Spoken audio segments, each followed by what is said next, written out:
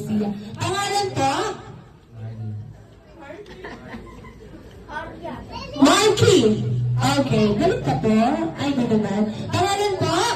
Joseph. Joseph. Okay, pangalan po? Reed. Pangalan po, James. Okay, pangalan po? Jomari.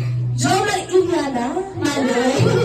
Okay, sobrang simple lang ng gagawin. Kuya Renzo? Ayan.